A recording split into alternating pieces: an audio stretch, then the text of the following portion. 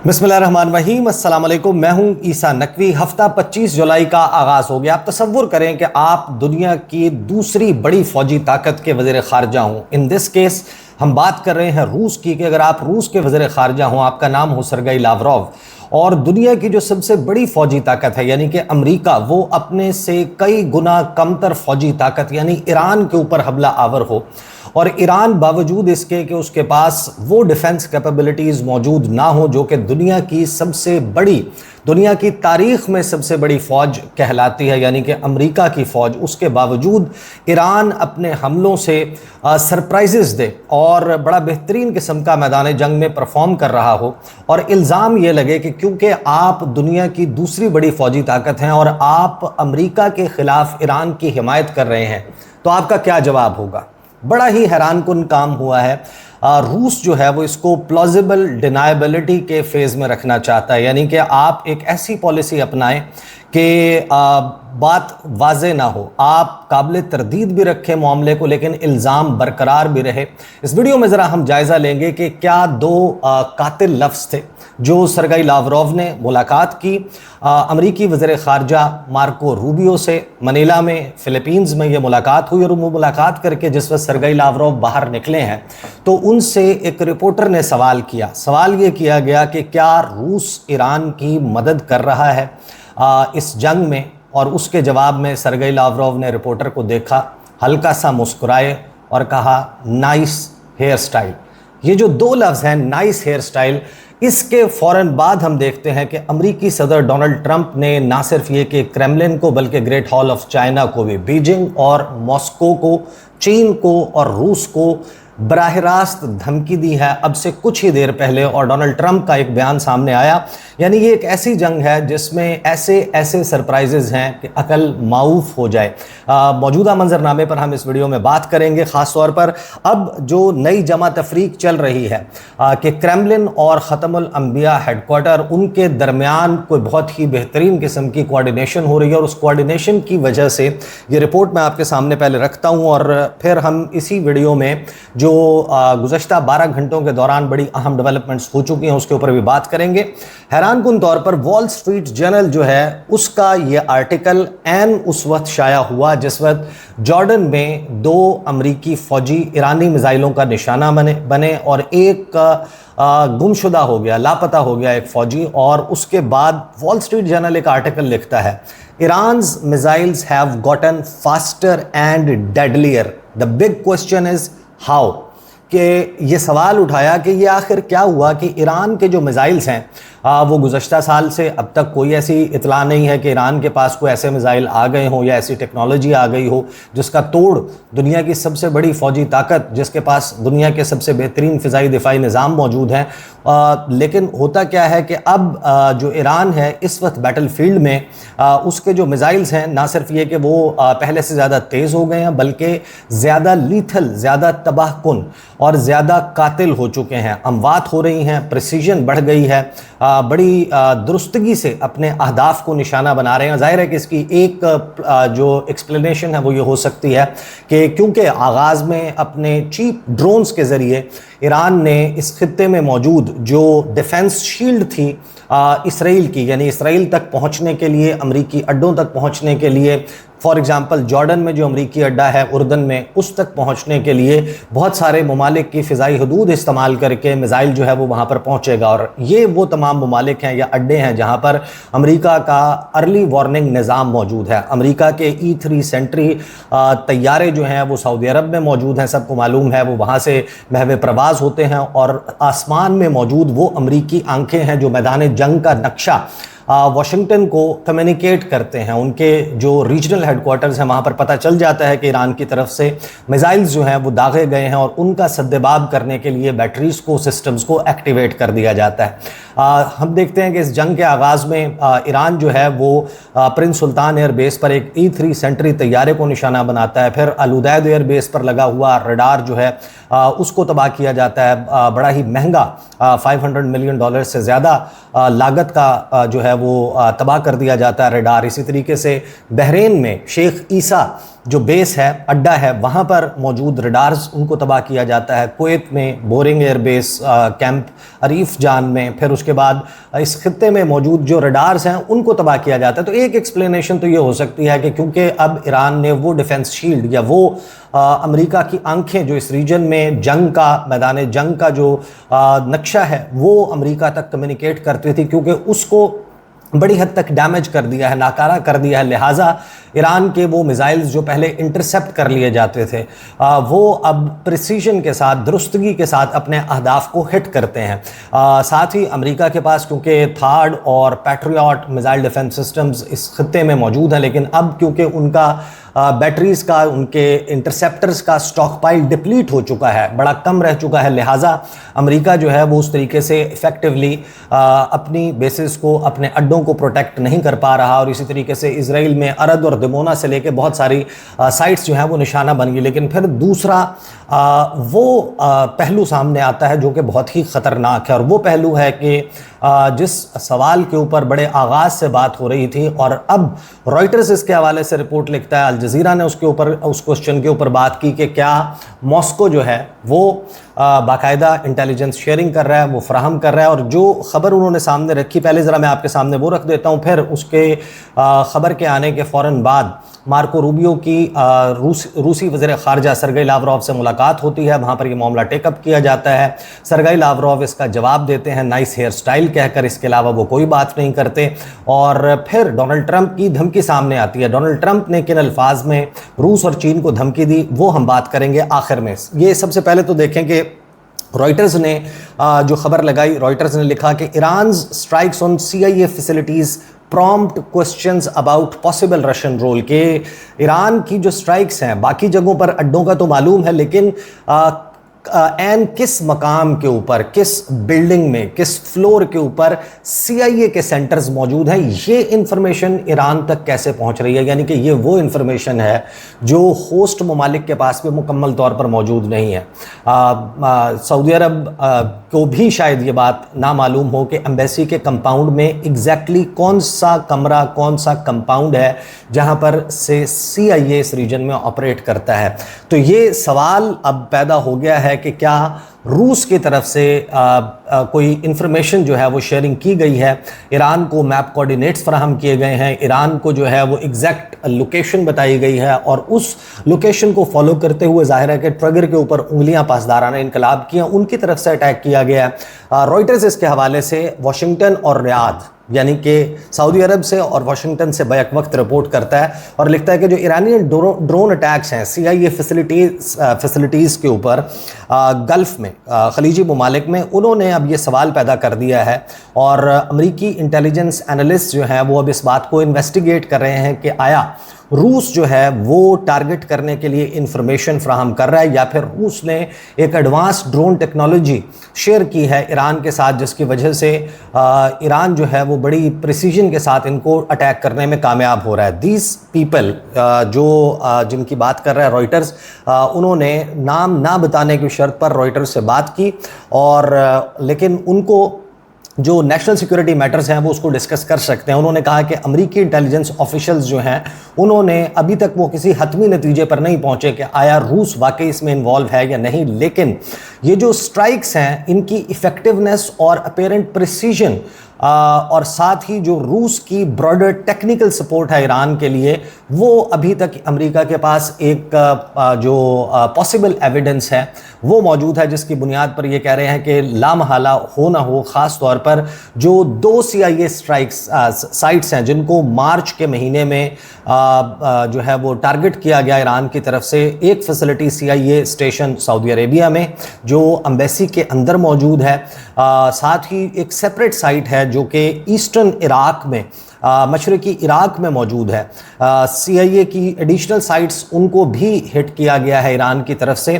लेकिन उनकी जो डिटेल्स हैं वो डिस्क्लोज नहीं की गई अमेरिका की तरफ से। तो ये बड़ा ही हैरान कुन है कि रूस की मदद जो है उसके ऊपर अब बाकायदा खुलकर बात होने लग गई है और अमेरिकी बहुत से ओहदेदार इसके ऊपर लबकुशाई कर रहे हैं। और फिर अल जज़ीरा एक आर्टिकल लिखता है, has Russia helped Iran target CIA sites in the gulf. और इसमें वो जिन मिसालों को सामने रखता है कि जब secretary of state Marco Rubio की Russian foreign minister Sergei Lavrov से थर्सडे में को मनीला में मुलाकात हुई on the margins of a summit of South East Asian nations, ASEAN region के ममालिक की मुलाकात हुई, उसके हवाले से मॉस्को जो है और यूक्रेन वो तो थे टॉप एजेंडा आइटम के तौर पे। लेकिन इस मीटिंग के दौरान पता ये चलता है कि मार्को रूबियो यानी अमेरिकी वज़ीर ख़ारजा और रूसी वज़ीर ख़ारजा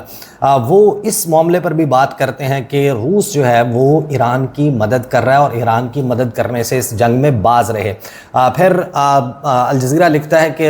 ईरान के हवाले से ये रिपोर्ट्स आ रही हैं कि जो ख़ास तौर पर CIA की साइट्स हैं वो इंतहाई खुफिया साइट्स हैं, उनके बारे में इंफॉर्मेशन ईरान के पास दे आर यानी इस बात को डाइजेस्ट नहीं कर पा रहा अमेरिका, हज़म नहीं कर पा रहा कि ईरान के पास ये इंफॉर्मेशन कहाँ से आई। ईरान की कैपेबिलिटी जो है उसको डाउट किया है और ये कहा है कि ये जो एम्बेसी में ख़ास तौर पर हमला हुआ है, फिर इराक में हमला हुआ है, फिर कुछ ख़ास तौर पर जो मकामात हैं और एग्जैक्टली जहाज़ों की लोकेशन,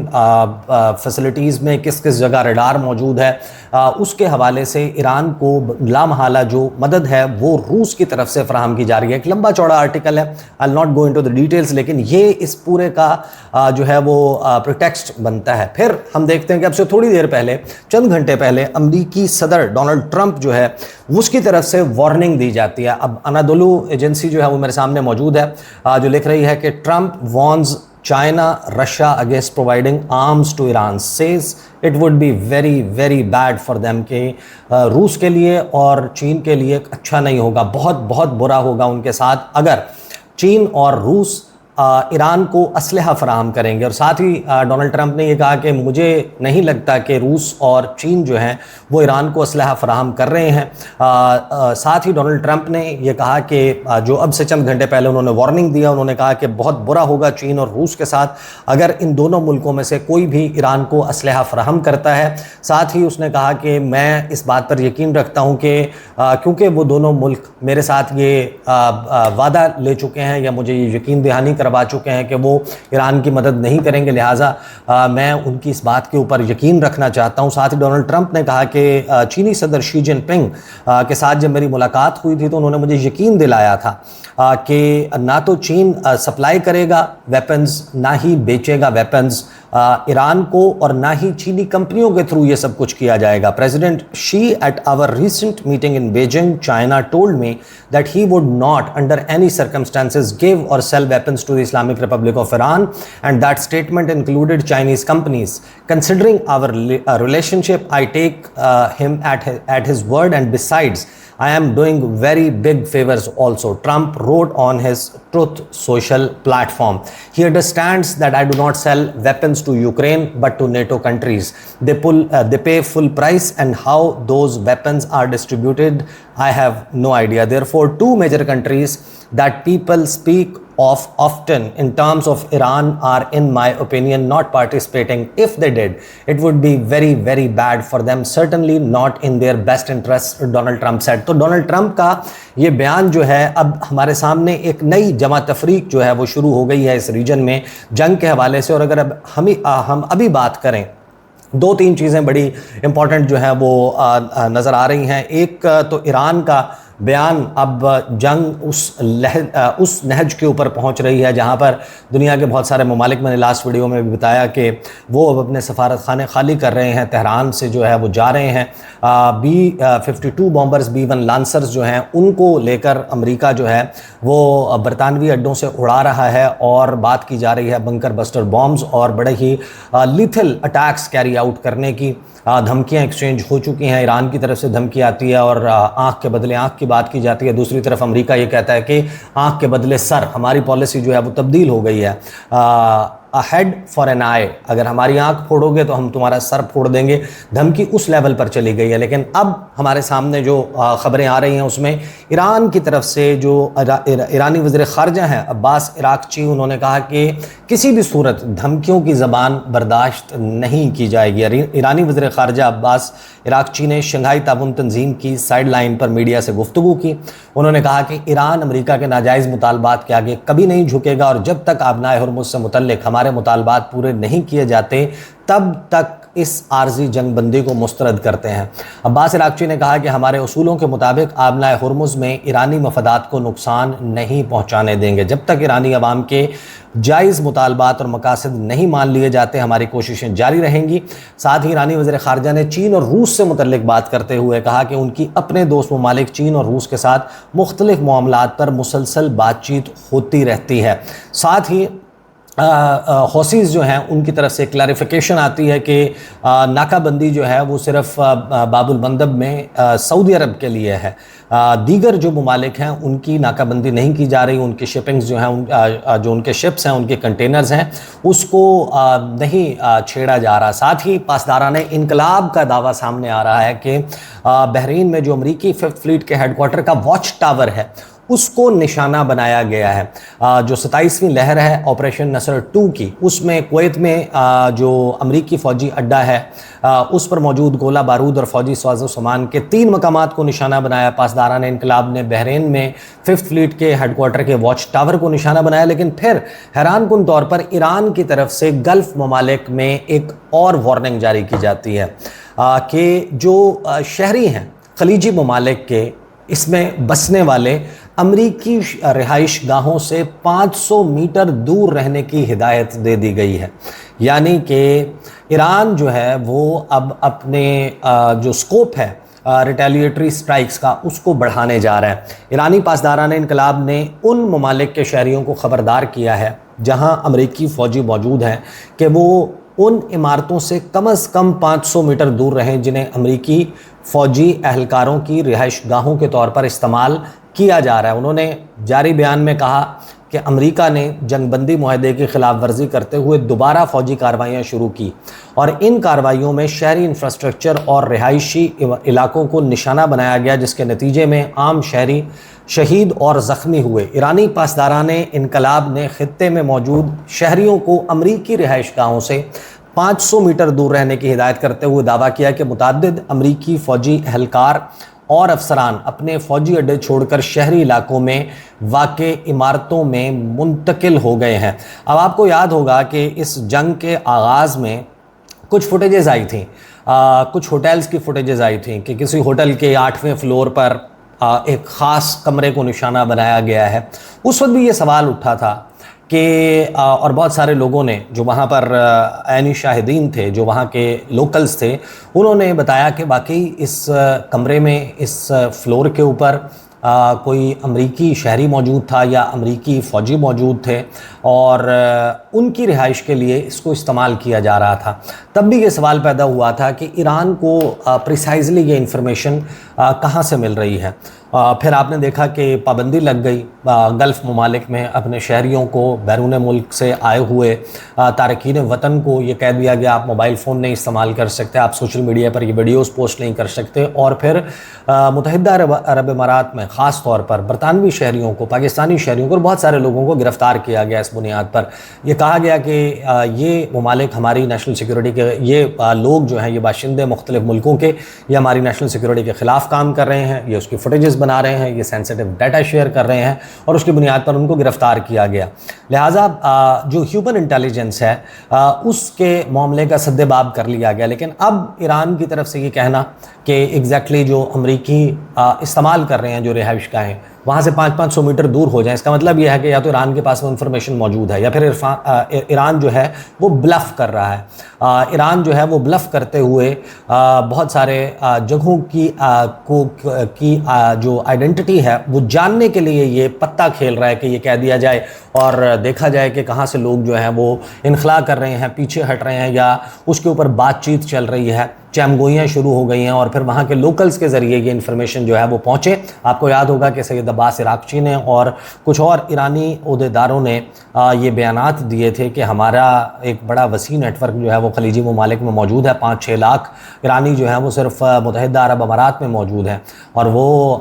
हमारे आंखें हैं, हमारे कान हैं, हमें बहुत सारी बातें पता चल जाती हैं। बहरहाल जो स्कोप है, जो दायरा है वो फैल भी सकता है। रूस चाहता, रूसी वज़ीर ख़ारजा चाहते हैं तो इसका बड़ा आसान सा जवाब हो सकता था अगर वो ये चाहते कि वो इसको डिनाई करें। It was very easy for them. रूसी वज़ीर ख़ारजा के लिए कि एक रिपोर्टर ने सवाल किया, रिपोर्टर ने पूछा कि आप ईरान की मदद कर रहे हैं, आप ईरान को असलहा फ़राहम कर रहे हैं, आप ईरान को जो है वो इन्फॉर्मेशन फ़राहम कर रहे हैं। तो उसके जवाब में रूसी वज़ीर ख़ारजा कहते कि ऐसा कुछ भी नहीं है। उन्होंने जानबूझकर इसको नाइस हेयर स्टाइल का जवाब देकर एक प्लॉजिबल डिनायबिलिटी के फ़ेज़ को बरकरार रखा है, जहाँ पर अब अमरीकी सदर जो हैं उन्होंने ये धमकी दिया है। एक ऑनगोइंग सिचुएशन है, डेवलपिंग स्टोरी है, इसमें मज़ीद इंफॉर्मेशन भी सामने आएगी और सिचुएशन कैसे अनफोल्ड होती है उस पर गुफ्तगू का सिलसिला जारी रहेगा। अब तक के लिए इतना ही, इजाज़त दीजिए, अल्लाह हाफ़िज़।